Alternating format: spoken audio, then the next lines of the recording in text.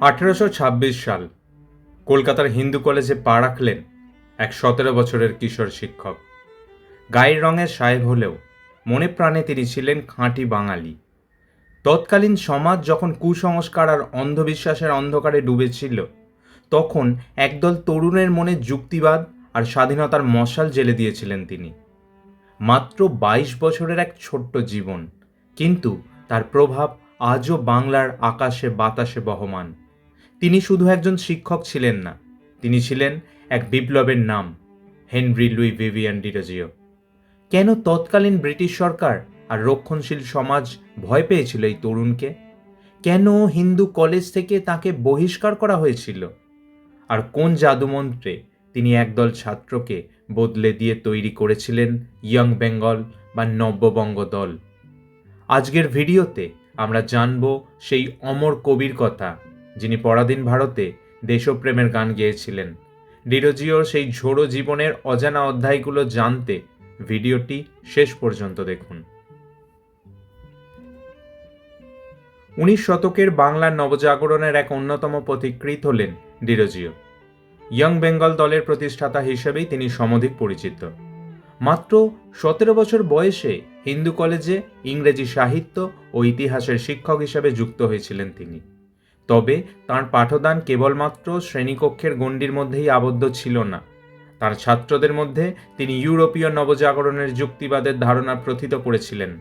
19 শতকের কুসংস্কারাচ্ছন্ন বাঙালি সমাজে যেন এক দমকা হাওয়ার মতো তাঁর আবির্ভাব।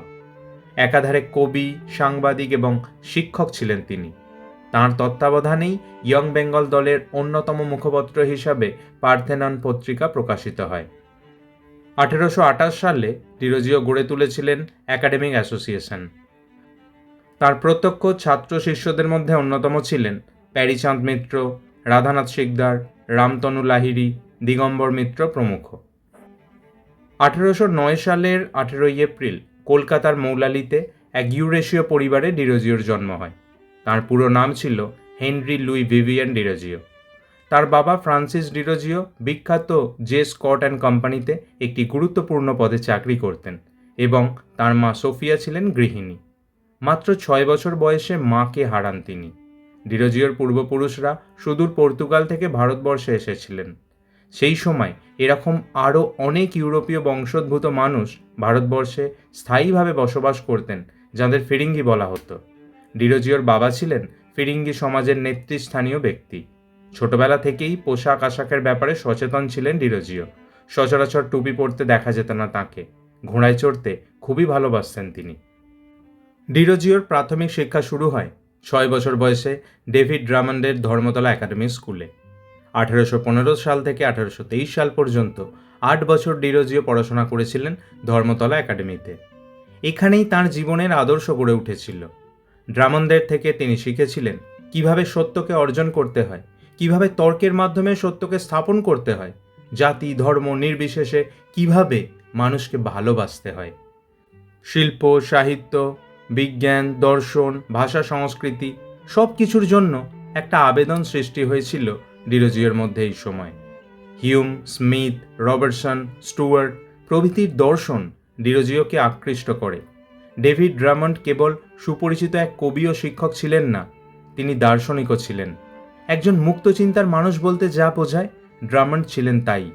ডিরোজিও তাঁর বাবা ও শিক্ষক ড্রামন্ডের প্রগতিশীল চিন্তাধারায় ভীষণভাবে অনুপ্রাণিত হন। ডিরোজিওর যখন 14 বছর বয়স, তখন তার বাবা মারা যান। বাবার মৃত্যুর পর তিনি তার বাবার অফিসে কেরানির চাকরিতে যোগ দেন, কিন্তু পরে সেই চাকরি ছেড়ে দিয়ে ভাগলপুরের মাসির বাড়ি চলে যান। তার মেসমশাই আর্থার জনসন ছিলেন ভাগলপুরের নীলকুঠির মালিক। এই ব্যবসার কাজে কিছু সাহায্য করা ছাড়া অবসর সময় তিনি কবিতা লিখতেন ও বিভিন্ন বই পড়তেন। এই সময় ইন্ডিয়া গেজেট নামে একটি খবরের কাগজে কবিতা পাঠাতে শুরু করেন তিনি, এবং তার কবিতা নিয়মিত প্রকাশও পেতে থাকে সেখানে। ডিরোজিও জুভেনিস ছদ্মনামে কবিতা লিখতেন। ইংরেজদের কাছে তার কবিতা যথেষ্ট প্রশংসা লাভ করে। এই সময় তিনি বিখ্যাত জার্মান দার্শনিক ইমানুয়েল কান্টের লেকচার অন ফিলোসফিক্যাল থিওলজি বইটির সমালোচনা লিখে ফেলেন। 1826 সালে কবিতার বই ছাপানোর কাজে ডিরোজিও কলকাতায় আসেন। এই সময় তিনি সুবিখ্যাত হিন্দু কলেজ থেকে শিক্ষক হওয়ার জন্য প্রস্তাব পান এবং একই সঙ্গে ইন্ডিয়ান গেজেটের সহ সম্পাদকের কাজের জন্য সুযোগ পান। তিনি হিন্দু কলেজের শিক্ষক হিসাবে মাত্র 17 বছর বয়সে যোগদান করেন। তিনি ছিলেন এই প্রতিষ্ঠানের কনিষ্ঠতম শিক্ষক। তার পড়ানোর পদ্ধতি ছিল গতানুগতিক ধারা থেকে সম্পূর্ণ আলাদা। পড়ানোর এই প্রথা বিরোধী আকর্ষণীয় পদ্ধতি ক্রমেই শিক্ষক হিসেবে তাঁকে ব্যাপক জনপ্রিয় করে তোলে। তার শিক্ষাদানের স্থান কেবলমাত্র কলেজেই সীমাবদ্ধ ছিল না, নিজের বাড়িতে কিংবা কলেজ চত্বরেও তিনি ছাত্রদের সঙ্গে নানান বিষয়ে আলোচনা করতেন। এই ছাত্রদের অনেকেই তার সমবয়সী কিংবা কেউ কেউ তার থেকে বয়সে বড়ও ছিল। তার ছাত্রদের মধ্যে ছিলেন রেভারেন্ড কৃষ্ণমোহন বন্দ্যোপাধ্যায়, রসিককৃষ্ণ মল্লিক, দক্ষিণারঞ্জন মুখোপাধ্যায়, রামগোপাল ঘোষ, মাধবচন্দ্র মল্লিক, রামতনু লাহিড়ী, প্যারীচাঁদ মিত্র, অমৃতলাল মিত্র, রাধানাথ শিকদার প্রমুখ, যারা পরবর্তীকালে বাংলায় মুক্তচিন্তা আন্দোলনের নেতৃত্ব দেন। ডিরোজিও তার ছাত্রদের তৎকালীন হিন্দু সমাজের নানান কুসংস্কার ও চিন্তার সংকীর্ণতা থেকে মুক্ত হতে অনুপ্রাণিত করেছিলেন। 1828 সালে প্রকাশিত হয় তাঁর বিখ্যাত কবিতা দ্য ফকির অফ জাঙ্গিরা এবং to India my native land. The fakir of Jungheera হল ডিরোজিওর লেখা শ্রেষ্ঠ কবিতা। গভীর জীবনবোধ সম্পন্ন এই কবিতা ডিরোজিওকে সাহিত্য মহলে আরও পরিচিত করে তোলে। এই কবিতায় একজন পরিণত কবি হিসেবে তিনি আত্মপ্রকাশ করেন। ডিরোজিও তাঁর শিষ্যদের নিয়ে 1828 সালে গড়ে তোলেন একাডেমিক অ্যাসোসিয়েশন নামে একটি সংগঠন। এই সংগঠনের সভাপতি ছিলেন তিনি নিজেই। এই সংগঠনের মুখপত্র হিসাবে পার্থেনন নামে একটি পত্রিকা প্রকাশিত হয়, যা তৎকালীন হিন্দু সমাজের বিরোধিতায় অচিরেই বন্ধ হয়ে যায়। এরপর প্রবল বিরোধিতায় আরও দুটো পত্রিকা প্রকাশনা বন্ধ করে দিতে বাধ্য হন তিনি। পত্রিকা প্রকাশ বন্ধ করলেও আলোচনা সভা বন্ধ করেননি তিনি। এই সংগঠনের সভায় প্রচুর জনসমাগম হতে শুরু করে। এই সময় এরকম আরও কিছু সংগঠনের জন্ম হয় এবং প্রত্যেকটিতেই ডিরোজিও সদস্যপদ গ্রহণ করেন। ডিরোজিওর দলের সুনাম এবং দুর্নাম দুই হতে থাকে। এই দলের নাম হয়ে ওঠে ইয়ং বেঙ্গল বা নব্যবঙ্গ। প্রাচীন রক্ষণশীল হিন্দু সমাজের সঙ্গে ইয়ং বেঙ্গলের সদস্যদের তুমুল বিরোধ বাধে। ইয়ং বেঙ্গলের সদস্যদের অনেকেরই ব্যক্তিগত জীবনে আত্মীয় স্বজনের সঙ্গে স্থায়ী বিচ্ছেদ ঘটে গিয়েছিল। রক্ষণশীল হিন্দু সমাজ কলেজ কর্তৃপক্ষের কাছে নালিশ জানায়। রাজা রাধাকান্ত দেব, চন্দ্রকুমার ঠাকুর প্রমুখ রক্ষণশীল হিন্দু সমাজের মুখ্য ব্যক্তিরা তাঁর বরখাস্তের দাবি জানান। অবশেষে 1831 সালের 25শে এপ্রিল ডিরোজিও কলেজ কর্তৃপক্ষের চাপে পদত্যাগ করতে বাধ্য হন।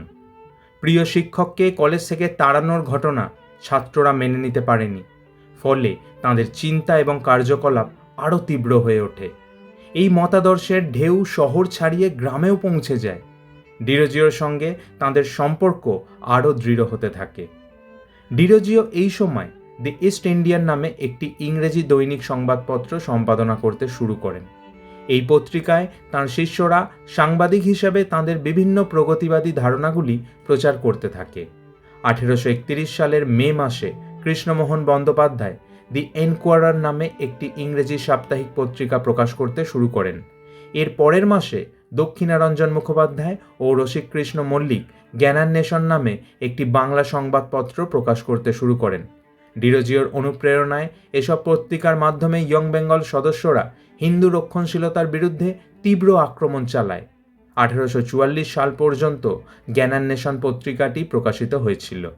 ইয়ং বেঙ্গলের সদস্য কর্তৃক প্রকাশিত পত্রিকাগুলির মধ্যে সম্ভবত বেঙ্গল স্পেকটেটর ছিল শেষ প্রকাশিত পত্রিকা। 1842 সাল থেকে প্রকাশিত হয় এই প্রতিবাদী মাসিক পত্রিকাটি। বিভিন্ন রাজনৈতিক, সামাজিক ও অর্থনৈতিক সমস্যা ছাড়াও নারী শিক্ষা ও হিন্দু বিধবাদের পুনর্বিবাহ সংক্রান্ত আলোচনা স্থান পায় এই পত্রিকাতে।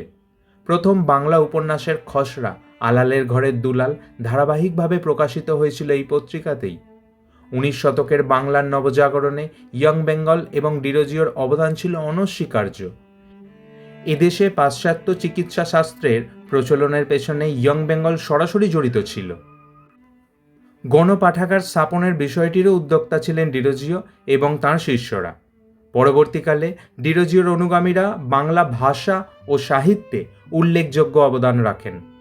ডিরোজিওর ভাবধারায় অনুপ্রাণিত তাঁর শিষ্যরা ডিরোজিয়ান নামে খ্যাত ছিল। কলেজ ছাড়ার পর ডিরোজিও ধর্মতলা একাডেমিতে পড়াতে শুরু করেন। এই সময় তিনি কলেরায় আক্রান্ত হন।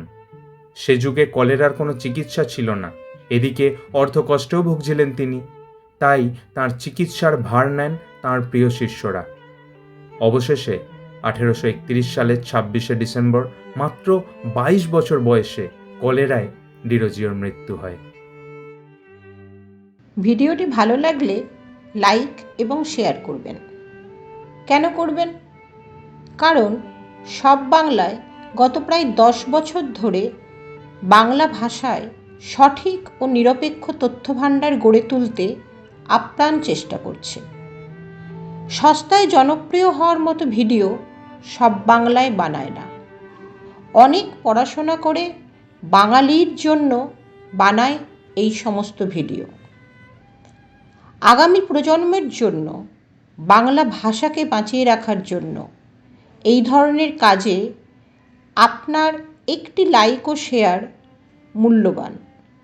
কারণ এভাবেই আমরা প্রমাণ করতে পারি সস্তার জনপ্রিয়তা নয়, বাঙালি সুস্থ সংস্কৃতির পাশে চিরকাল ছিল, আছে, থাকবে।